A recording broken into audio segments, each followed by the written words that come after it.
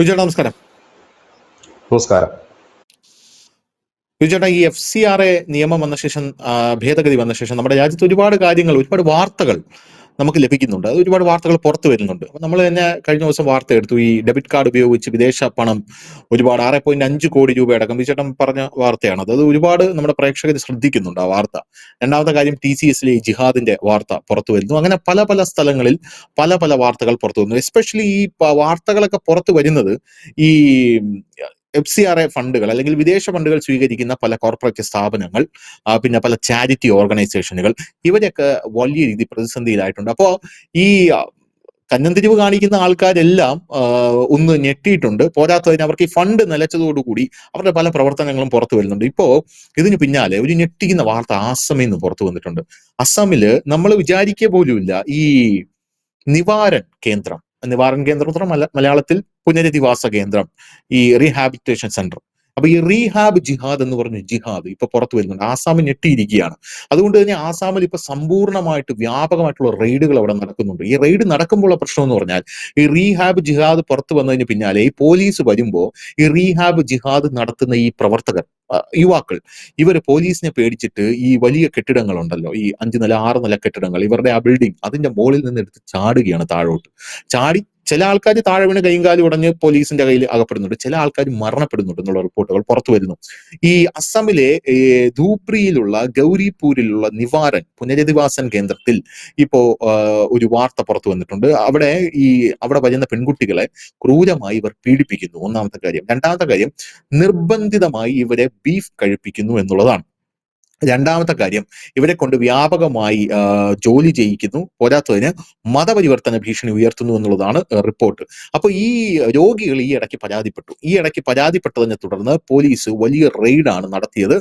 6 പേരെ അറസ്റ്റ് ചെയ്തിട്ടുണ്ട്. 9 പേരെയാണ് അവിടെ നിന്ന് രക്ഷപ്പെടുത്തിയത്. 9 പെൺകുട്ടികളാണ്. ഇത് ക്രിസ്ത്യാനികളുണ്ട്, ഹിന്ദുക്കളുണ്ട്. ഈ പെൺകുട്ടികളെയാണ് അവിടെ നിന്ന് രക്ഷപ്പെടുത്തിയത്. അവിടെ നിന്നാണ് ഈ 5 യുവാക്കളും മുകളിലത്തെ നിലയിൽ നിന്ന് താഴേക്ക് ചാടിയിരിക്കുന്നത് എന്നുള്ള റിപ്പോർട്ട് പുറത്തു വരുന്നത്.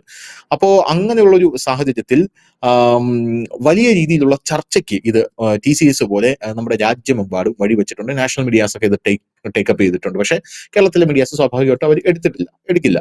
അപ്പൊ അങ്ങനെയുള്ള ഒരു വാർത്ത പുറത്തു വരുന്ന ഈ ഒരു സാഹചര്യത്തിൽ ഈ നമുക്കറിയാം, ഈ പുനരധിവാസം, ഈ എന്താ പറയാ, ഈ ചാരിറ്റി, ഇതൊക്കെ എന്ന് പറയുന്നത് ചില ആൾക്കാരുടെ ഒരു കുത്തകയായിട്ട് ഇപ്പൊ വച്ചിരിക്കുന്ന ഒരു സാഹചര്യമാണ് ഉള്ളത്. സാഹചര്യം വലിയൊരു നെറേറ്റീവാണ്. ഇപ്പൊ ഉദാഹരണത്തിന് മദർ തെരേസ എന്ന് പറയുന്ന ഒരു വലിയ ബിംബമുണ്ട് നമ്മുടെ രാജ്യത്ത്. മദർ തെരേസ എന്താണ് ചെയ്തിരുന്നതെന്നൊക്കെ ഇപ്പൊ ഈ സോഷ്യൽ മീഡിയ കാലത്ത് പല ആൾക്കാരും വിളിച്ച് പറയുന്നുണ്ട്, തെളിവ് സഹിതം പുറത്തു കൊണ്ടുവരുന്നുണ്ട്. ഈ രാജ്യത്തെ ഏറ്റവും വലിയ കുഷ്ഠരോഗ നിവാരണ കേന്ദ്രം നടത്തിയിട്ടുള്ളത് ഈ രാജ്യത്തെ സന്യാസിമാരാണ് എന്നുള്ള റിപ്പോർട്ടുകളൊക്കെ ഈ ഇടയ്ക്ക് വലിയ രീതിയിൽ പുറത്തു വന്നെന്ന് പറഞ്ഞാൽ പ്രചരിച്ചു തുടങ്ങിയത് ഈ ഇടയ്ക്കാണ്. വലിയ രീതിയിൽ അത് പ്രചരിച്ചു തുടങ്ങി. പക്ഷേ ഈ ചാരിറ്റി എന്ന് പറയുന്ന സാധനം ചില ആൾക്കാർ ഇത് ഞങ്ങളുടെ മാത്രമാണ് എന്നുള്ള രീതിയിൽ വെച്ചിട്ടുണ്ട്. നമ്മുടെ ഇവിടെ ഈ തൃശ്ശൂർ ഈ വെടിക്കെട്ടുപുര അപകടം നടന്നപ്പോ അവിടെ ഒരു ആലപ്പുഴയിൽ ഒരു പ്രമുഖ ഉസ്താദ് എന്ന് പറഞ്ഞൊരു കാര്യമാണ്, ഇത് കേരളത്തിലെ ഒരു പ്രമുഖ വ്യവസായി അവർക്ക് വാരിക്കോരി സഹായങ്ങൾ ചെയ്യുന്നു എന്ന് ഇയാൾ പറഞ്ഞൊരു സംഭവമാണ്.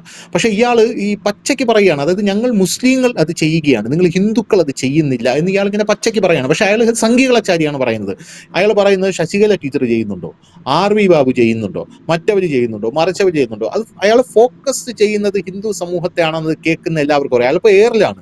കാരണം മതം പറയുന്നോടാ ഈ വെടിക്കെട്ട് പോലെ അപകടം നടന്ന ഒരു സ്ഥലത്ത് പോലും ഒരു ആവശ്യമില്ലാതെ വന്നിൽ നിങ്ങൾ പറയാം. അതായത് ഞങ്ങളുടെ കുത്തകയാണ് ഈ ചാരിറ്റി, ഞങ്ങൾ മാത്രമേ ലോകത്ത് ഇത് ചെയ്യുന്നുള്ളൂ, ഞങ്ങളാണ് മിടുക്കർ എന്നുള്ള രീതിയിലാണ് ഇയാൾ പറയുന്നത്. ഈ ഉത്തരേന്ത്യയിൽ ഈ ഞങ്ങൾ ചെയ്യുന്ന ഈ കാര്യങ്ങൾ ഇപ്പൊ പോലീസ് റെയ്ഡ് ചെയ്ത് പിടിച്ചപ്പോൾ ഞങ്ങൾ ഇതിന്റെ കൂട്ടത്തിൽ ഇത് ഒരു മറയാക്കി പിടിച്ചുകൊണ്ട് ഇത് ചെയ്യുന്ന യഥാർത്ഥ കാര്യങ്ങൾ പുറത്തു വന്നിരിക്കുകയാണെന്നുള്ള റിപ്പോർട്ടുകളാണ് പുറത്തു വരുന്നത്. എന്ത് തോന്നുന്നു? നമ്മുടെ കേരളത്തിലടക്കം ഈ ആശുപത്രികളിൽ ഞാൻ പലപ്പോഴും കണ്ടിട്ടുള്ളൊരു കാര്യമാണ്, നമ്മൾ പൈസ കൊടുത്തിട്ടാണ് നമ്മൾ പല പ്രൈവറ്റ് ആശുപത്രി, പ്രത്യേകിച്ച് ക്രിസ്ത്യൻ മിഷണറിമാർ നടത്തുന്ന പ്രൈവറ്റ് ആശുപത്രിയിൽ പോയി കിടക്കുന്നത്. അവർ പറയുന്ന പൈസ, അതായത് കൊള്ള പൈസ എന്ന് തന്നെ പറയാം, വലിയ രീതിയിലുള്ള പണം കൊടുത്തിട്ട് പോയി കിടക്കുമ്പോഴും ഇവരുടെ പ്രാർത്ഥനകൾ നമ്മളെ കൂട്ടിക്കൊണ്ടു പോകുന്ന ഒരു രീതി കേരളത്തിൽ പലയിടത്തും കാണാം. ക്രിസ്ത്യൻ മിഷണറി ഹോസ്പിറ്റലിലൊക്കെ കിടക്കുന്ന രോഗികൾക്ക് കൂട്ടിരിക്കാൻ വരുന്നവരെ കിടക്കും. ഇനി കിടപ്പ് രോഗികളാണെങ്കിൽ അവർ ചെറിയ ബോക്സ് വെച്ചിട്ടുണ്ട് ഈ രോഗികളുടെയൊക്കെ തലയ്ക്ക് മുകളിൽ. ആ ബോക്സിൽ കൂടെ ഈ ക്രിസ്തീയ വചനങ്ങളും മറ്റുമൊക്കെ കേൾപ്പിക്കുന്ന ഒരു രീതി നമ്മുടെ കേരളത്തിലടക്കമുണ്ട്. കേരളത്തിൽ കുറച്ചുകൂടെ സ്റ്റാൻഡേർഡ് ആയതുകൊണ്ടാണ് അങ്ങനെ കാണിക്കുന്നത്. എന്നാൽ മറ്റിടങ്ങളിൽ അങ്ങനെ ഇതും ഒരു തരത്തിൽ പറഞ്ഞാൽ ഈ മതപരിവർത്തനത്തിന്റെ ഒരു വഴിവെട്ടലാണത്. കാരണം ഇതൊക്കെ ഞാൻ പറയുന്നത് ചെറിയ ആശുപത്രികളിലെ കാര്യമല്ല പറയുന്നത്. ഒന്ന് കയറി ഇറങ്ങിയാൽ തന്നെ 1 ലക്ഷം രൂപ ബില്ല് മേടിക്കുന്ന ചാരിറ്റി നന്മ എന്നൊക്കെ പറയുന്നവരുടെ ആശുപത്രിയുടെ കാര്യമാണ് ഞാൻ ഈ പറയുന്നത്. ഇവിടെ ഇതൊന്ന്. ഇനി രണ്ടാമത്തെ കാര്യം പുനരധിവാസം, അതുപോലെ തന്നെ ഈ നിർദ്ധരായ യുവതി യുവാക്കൾക്ക് തയ്യൽ പരിശീലനം, അതുപോലെ നിർദ്ധരായ യുവതികൾക്ക് എന്തെങ്കിലുമൊക്കെ ജോലികൾ പഠിപ്പിച്ചു കൊടുക്കുക, ഇങ്ങനെയൊക്കെയുള്ള ഒരുപാട് ചാരിറ്റീസ് പ്രവർത്തനങ്ങളുണ്ട്. അതാണ് ഒന്ന് ഇപ്പോൾ നമ്മൾ റീഹാബിലിറ്റേഷൻ ജിഹാദ്, അതായത് പുനരധിവസിപ്പിക്കുക എന്നുള്ളതാണ്. പുനരധിവസിപ്പിക്കുന്നത് എപ്പോഴാണ്? ഒരു മനുഷ്യന്റെ ഒരു അസ്തിത്വം അല്ലെങ്കിൽ ആ ഒരു മനുഷ്യന്റെ സ്ട്രക്ചറിന് പാളിച്ച പറ്റുമ്പോൾ അവനെ വീണ്ടും പുനരധിവസിപ്പിച്ച് പുനരുജ്ജീവിപ്പിക്കുന്ന ഒരു പ്രക്രിയയാണ് നമ്മൾ പുനരധിവാസം എന്നുകൊണ്ട് സൂചിപ്പിക്കുന്നത്. അപ്പോൾ സ്വാഭാവികമായി തന്നെ അവിടെ എത്തിക്കുന്നു. അവർക്ക് വേണ്ട ഇതിൽ തന്നെ പല വിഭാഗം ആളുകളുണ്ട്. രോഗികൾ, ശരിയാണ്, രോഗികളെ ശുശ്രൂഷിക്കുന്നത്. ഇനി വലിയൊരു തട്ടിപ്പൂടെ നമ്മൾ അറിയേണ്ടതായിട്ടുണ്ട്. നമ്മുടെ കേരളത്തിലടക്കം മദ്യരോഗാസക്തി കുറയ്ക്കുന്നതിനുള്ള ഈ അക്സെപ്റ്റ് സെന്റേഴ്സ് ഉണ്ട്. അതായത് ഈ മദ്യരോഗത്തിൽ നിന്ന് വിമുക്തി നേടുന്നത് ഡി അഡിക്ഷൻ സെന്റേഴ്സ് ഉണ്ട്. ഇതെല്ലാം കേന്ദ്ര സർക്കാരിന്റെ വലിയ ഫണ്ട് വാങ്ങിയിട്ട് തന്നെയാണ് ഇത് നടത്തുന്നത്. അതല്ലാതെ ആരും ഇവിടെ ചാരിറ്റി നടത്തുന്നതേ ഇല്ല. അതിന് ഒരു ബെഡിലെ പേഷ്യന്റ് അവിടെ കിടന്നാൽ ഇത്ര രൂപ കേന്ദ്ര സർക്കാരിൻ്റെതായിട്ടുണ്ട്. മെഡിസിനും കേന്ദ്ര സർക്കാരാണ് കൊടുക്കുന്നത്. ഇത് കൂടാതെ തന്നെ ഇതിന്റെ നടത്തിപ്പ് ചെലവിനും മറ്റും മറ്റൊരു തുക, അതിന്റെ ഒരു കുറച്ചുകൂടെ തുക ഈ ഹോസ്പിറ്റലിൽ വാങ്ങണമെന്നാണ്. പക്ഷെ പലയിടത്തും ചെയ്യുന്നത് വലിയ തുക ഹോസ്പിറ്റലിൽ വാങ്ങി ഇതൊക്കെ ഞങ്ങളുടെ സേവനമാണെന്ന് വരുത്തി പലരും പറയാറുണ്ട്. മദ്യരോഗത്തിനും ഭ്രാന്തിനുമൊക്കെ ഞങ്ങൾ സൗജന്യമായി ഒരു സൗജന്യം അവർ നൽകുന്നില്ല. ഈ മാനസികാരോഗ്യ കേന്ദ്രം എന്ന് പറയുന്നത് ഈ ഇങ്ങനെയുള്ള സന്നദ്ധ സംഘടന നടത്തുന്നതിലെല്ലാം കേന്ദ്ര സർക്കാർ ഫണ്ട് തന്നെയാണ് വരുന്നത്. അപ്പോ ഈ ഒരു രീതിയിൽ തന്നെ ഇത് എല്ലാവർക്കും അറിയാവുന്ന ഒരു കാര്യം. അനാഥാലയം, കേരളത്തിൽ അനാഥാലയ തട്ടിപ്പ് പൊളിഞ്ഞു പോയില്ലേ? അനാഥാലയത്തിൽ പിള്ളേർ കുറഞ്ഞപ്പോഴത്തേക്കും നോർത്ത് ഇന്ത്യയിൽ നിന്ന് പിള്ളേരെ ഇവിടെ കൊണ്ടിറക്കി. അത് മുസ്ലിമും ക്രിസ്ത്യാനിയും എല്ലാവരും ഒരുപോലെ തന്നെയാണ്. പിള്ളേരെ ഇറക്കി കഴിഞ്ഞ് പിള്ളേരെ പിടികൂടിച്ച് കൂടുതൽ അന്വേഷണം പോയപ്പോൾ എന്താണ്? ഇവരാരും അനാഥരല്ല. ഇവരെ ഈ ബീഹാറിലും മറ്റും ചെന്നിട്ട് ഉന്നത വിദ്യാഭ്യാസം കൊടുക്കാനും പറഞ്ഞാണ് ഇവിടെ കൊണ്ടിരുന്നത്.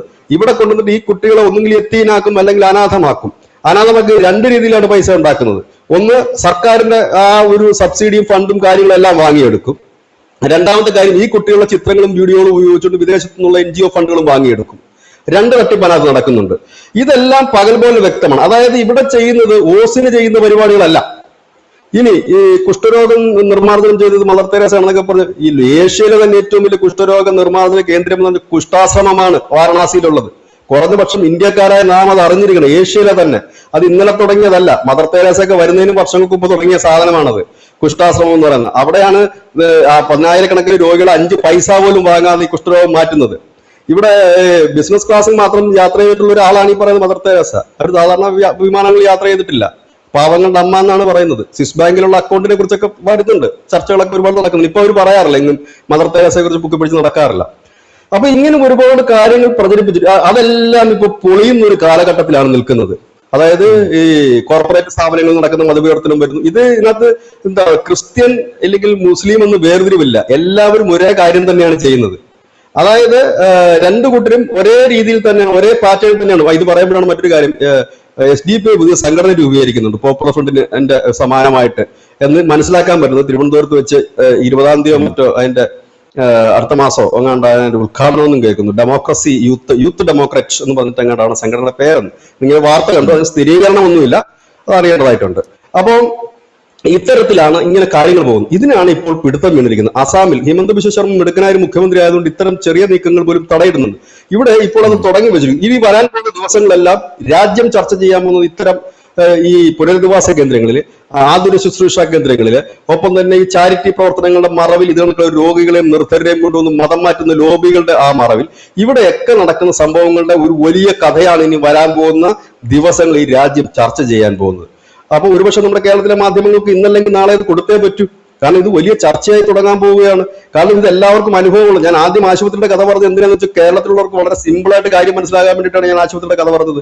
ഇവിടെ എല്ലായിടത്തും ചെല്ലെങ്കിൽ അവിടെ ഒരു ബിംബം വെച്ചിട്ടുണ്ടാകും. അതിപ്പോ ഹിന്ദുവിന്റെ വെച്ചിട്ടുണ്ട് കേട്ടോ. ഹിന്ദു ആശുപത്രിയിൽ അവരുടെ ബിംബങ്ങൾ വെച്ചിട്ട്, പക്ഷെ അവിടെ നിർബന്ധിതമായിട്ടുള്ളൊരു പ്രാർത്ഥനയൊന്നും അവിടെ രോഗികൾക്ക് പറയാറില്ല. അതാരും കേൾക്കില്ലെന്ന് വെച്ചോണ്ടായിരിക്കും അവര്. പക്ഷെ ഏതായാലും അങ്ങനെ പറയാറില്ല. അപ്പൊ ഇങ്ങനത്തെ ഒരു രീതിയുണ്ട്. അതേപോലെ തന്നെ ഈ ചില പ്രധാനപ്പെട്ട പ്രൈവറ്റ് ആശുപത്രിയിൽ ഈ ഒരു കൂട്ടം പ്രാർത്ഥനാ കൂട്ടം വരും രോഗികളുടെ അടുത്ത്. ഞാനിത് പറയുന്നത് ഞാൻ അനുഭവസ്ഥരായതുകൊണ്ടാണ്. അവിടെ വരും, ഈ ബെഡിന് ചുറ്റും നിൽക്കും, അവർ പ്രാർത്ഥിക്കും ഈ രോഗിയുടെ ഇത് പെട്ടെന്ന് ഭേദമാകണേ എന്നും പറഞ്ഞു. അപ്പൊ ഇത് ഒരുപക്ഷെ ആ രോഗിക്ക് പ്രതികരിക്കാൻ ശേഷിയില്ല. കാരണം എന്ന് വെച്ചാൽ മറ്റൊന്നും കൊണ്ടല്ല, ആ ഹോസ്പിറ്റലിൽ കിടക്കണ്ടേ, മരുന്ന് വേണ്ടേ, ഇനിയിപ്പോ ഡോക്ടർ പിണങ്ങിയാലോ എന്ന് കരുതിയിട്ട് ചിലപ്പോൾ ആ രോഗി ഇത് ചെയ്തിരിക്കുക. കാരണം വേറൊരു മതസ്ഥന്റെ അനുമതി ഇല്ലാതെ അയാൾക്ക് ചുറ്റും നിന്ന് ഇതൊക്കെ നിർബന്ധം, ഇത് ഫോഴ്സ്ഫുള്ളി ചെയ്യുന്ന ഒരു പരിപാടിയാണത്. ഇല്ലെങ്കിൽ ആദ്യമേ തന്നെ ചോദിക്കണം, ഞങ്ങൾ ഇങ്ങനെ ചെയ്യുന്നതിൽ നിങ്ങൾക്ക് എതിർപ്പുണ്ടോ? ഉണ്ടെന്ന് പറയുകയാണെങ്കിൽ അവരുടെ അവിടുത്തെ ബോക്സ് കട്ട് ചെയ്യാമല്ലോ. ഇല്ലെങ്കിൽ അവർ അവിടുത്തെ പ്രാർത്ഥന ഒഴിവാക്കാമല്ലോ. ഇത് കേരളമായതുകൊണ്ട് കുറെ പ്രബുദ്ധരായത് മാത്രം ഇവിടെ അത് വലിയ രീതിയിൽ നടക്കുന്നില്ല. കുറച്ചുകൂടെ അഡ്വാൻസ് ആയിട്ടാണ് ഇവിടെ നടക്കുന്നത്. ഒരു സോഫ്റ്റ് ആയിട്ട് നടത്തി പോകുന്നേ ഉള്ളൂ. പക്ഷെ നോർത്ത് ഇന്ത്യയിലൊന്നും അങ്ങനെയല്ല. ഇങ്ങനെയുള്ളവരെ കൊണ്ട് അത് അതേ രീതിയിലേക്ക് മാറ്റിയെടുക്കുക, പിന്നെ ഇവരെ ഡെയിലി പ്രാർത്ഥനയ്ക്ക് വിധേയമാക്കുക, പിന്നെ ഈ പ്രാർത്ഥന ഇല്ലാതെ ഇവർക്ക് മുൻപോട്ട് പോകാൻ കഴിയില്ല എന്നൊരു സിറ്റുവേഷൻ സൈക്കോളജി പരമായിട്ട് ഇവരിലേക്ക് ഉണ്ടാക്കി എടുക്കുക എന്നുള്ളതാണ്. കുറെ ദിവസം രാവിലെ തന്നെ ഇത് പ്രാർത്ഥിക്കുന്നു, പെട്ടെന്ന് തന്നെ പറയുന്നത് നിങ്ങളുടെ അസുഖം ഭേദമാകുന്നില്ലേ, ദിനം പ്രതി നിങ്ങളുടെ അസുഖം ഭേദമാകുന്നില്ലേ. അത് എന്തുകൊണ്ടാണ്? ഇവിടെ ഞങ്ങളുടെ പ്രാർത്ഥന ചെയ്യുന്നതുകൊണ്ടാണ് നിങ്ങളുടെ അസുഖം ഭേദമാകുന്നത്. സ്വാഭാവികമായി തന്നെ ഒരു രോഗി ചിലപ്പോൾ ഭൂരിപക്ഷം വിശ്വസിച്ചു വന്നിരിക്കാം, ഭൂരിപക്ഷം രോഗികളും വിശ്വസിച്ചു വന്നിരിക്കാം. ഇവിടെ ഇങ്ങനെയുള്ള ഒരുപാട് കാര്യങ്ങൾ ഈ രാജ്യത്ത് നടക്കുന്നത്. അതിനകത്തൊന്നാണ് ഈ റീഹാബിലിറ്റേഷൻ എന്ന് പറയുന്നത്, പുനരധിവാസം. പെൺകുട്ടികൾക്ക് പറയുന്നു നിങ്ങൾക്ക് തയ്യൽ പഠിപ്പിച്ചു തരാം, നിങ്ങൾക്കൊരു ഉപജീവനമാണ്. കേൾക്കുമ്പോൾ നമുക്ക് വളരെ സോഫ്റ്റ് ആയിട്ട് തോന്നും. നേരത്തെ പറഞ്ഞ മതപണ്ഡിതനൊക്കെ വേണമെങ്കിലും താങ്ങും, ഞങ്ങൾക്കല്ലാതെ മറ്റാർക്ക് ഇത് ചെയ്യാൻ കഴിയുമെന്ന് ചോദിക്കും. ചെയ്യുന്നത് എന്തിനാണ്? അവിടെ കൊണ്ടുപോയി അവരെ നിർബന്ധമായി ബീഫ് കഴിപ്പിക്കുന്നു, അവന്റെ സംസ്കാരം ആദ്യം നശിപ്പിക്കും, അവന്റെ ആചാരം ആദ്യം നശിപ്പിക്കുക, പിന്നീട് അവരെ പീഡിപ്പിക്കുക, എന്നിട്ട് അതിന്റെ വീഡിയോയും മറ്റും എടുത്തുകൊണ്ട് ബ്ലാക്ക് മെയിൽ ചെയ്യുക, അവരെ മതപരിവർത്തനത്തിന് വിധേയമാക്കുക. അത് ഫോഴ്സ്ഫുള്ളിയാണ്. കഴിഞ്ഞ ദിവസം ഏതോ ഒരു തമിഴ്നാടൻ പറഞ്ഞതായി കേട്ടു, എല്ലാവരും ക്രിസ്ത്യാനിയിലേക്കും ഇസ്ലാമിലേക്കും മതം മാറണം, എന്നാൽ മാത്രമേ ഹിന്ദുക്കളെയും BJP തോൽപ്പിക്കാൻ കഴിയുമെന്ന്. അപ്പം അതിനുള്ള ഒരു വലിയ ശ്രമം ഇവിടെ നടക്കുന്നുണ്ട്. അതിപ്പോ പിടുത്തം വീണ് തുടങ്ങുമ്പോഴാണ് നമ്മൾ ഇത് അറിയുന്നത്. ഒരുപക്ഷെ ഒരു പ്രേക്ഷകർ ചിന്തിക്കുന്നുണ്ടാകും ഇതിപ്പോ ഇന്നലെ നടന്ന സംഭവമാണ്. അല്ല, ഇത് പതിറ്റാണ്ടുകളായി ഇവിടെ നടക്കുന്നു. ഇപ്പോഴൊക്കെയാണ് ഇതിന് പിടുത്തം വീണ് തുടങ്ങിയതെന്ന് മാത്രമേ ഉള്ളൂ. ഇത് ഇന്നും ഇന്നലെ തുടങ്ങിയതല്ല, പതിറ്റാണ്ടുകളായി നടക്കുന്ന കാര്യമാണ്. മുമ്പത്തെ സർക്കാരുകളൊന്നും ഇതിനൊന്നും സമയമില്ലായിരുന്നു. അവർക്ക് എങ്ങനെയും അവരുടെ ഗീശ വീർപ്പിക്കണമെന്നേ ഉള്ളായിരുന്നുള്ളൂ. പുതിയ സർക്കാരുകൾ വന്ന് പുതിയ സിസ്റ്റങ്ങൾ വന്നു തുടങ്ങിയപ്പോഴാണ് ഇതൊക്കെ പതുക്കെ ജനം അറിയാൻ തുടങ്ങുന്നതും പിടുത്തം വീണു തുടങ്ങുന്നത്. ഏതായാലും നാളുകളിൽ ഈ രാജ്യം ചർച്ച ചെയ്യാൻ പോകുന്ന ഏറ്റവും വലിയ ഒരു മതപരിവർത്തന ശൃംഖല ഇല്ലെങ്കിൽ ഒരു ഭീകര ശൃംഖലയാണ് ഈ പറയുന്ന റീഹാബിലേഷൻ ഇല്ലെങ്കിൽ റീഹാബ് ജിഹാദ് എന്ന് പറയുന്നത്.